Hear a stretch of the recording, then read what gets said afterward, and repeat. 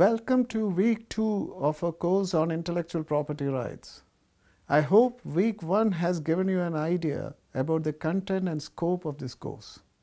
This week, we will be learning about the different types of intellectual property rights or IPRs that we come across in our daily lives.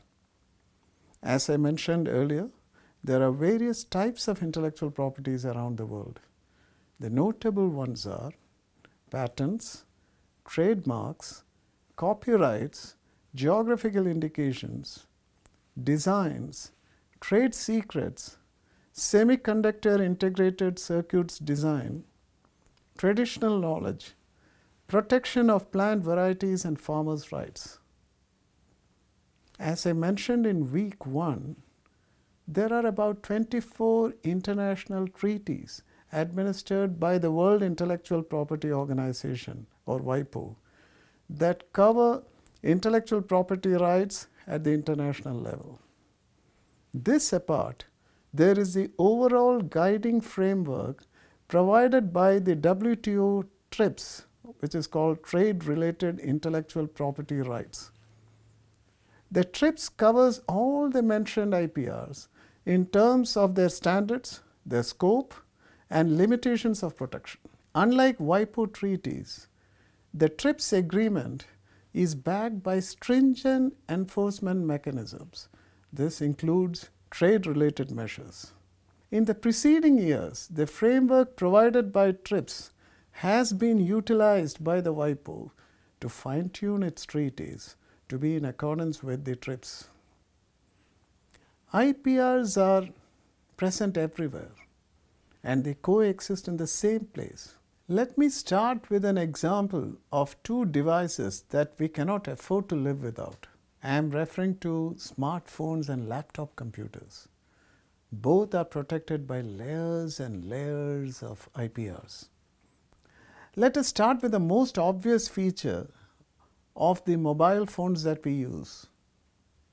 The moment you talk of mobile phones, some names that spring up in our minds are Google Nexus, Samsung, Micromax, and Apple.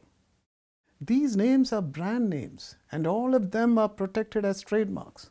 The logo of a brand or the words associated with the logo, the color combinations used in a logo, or the shape and size of the logo, these are all protected as trademarks. Today, even smell or holograms are protected as trademarks. Similarly, the technologies inside mobile phones are protected by patents. The case of a mobile phone, its waterproof materials, its networking and data storage technologies, the sensors, and the electromagnetic applications are all protected by patents.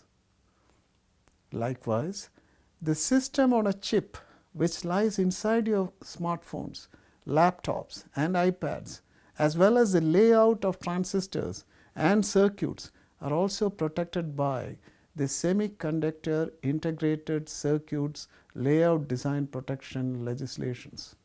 This is a very special form of intellectual property rights. Similarly, the source codes underlying computer programs that are applied to the mobile phones, laptops, and iPads are protected by copyrights.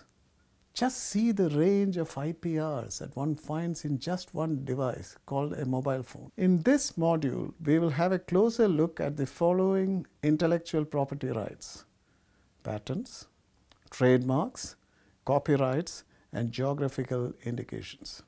Let me tell you two essential points before I proceed to examine each of these IPRs that I mentioned. My first point is that the protection provided by intellectual properties are not absolute. They can be challenged in the court of law. My second point is that IPRs are territorial rights, and hence their protection is specific to a particular country. However, one can still get his or her IP registered by going for international systems of protection, like the ones afforded by the WIPO treaties. Now let us move over to the chapter on patents.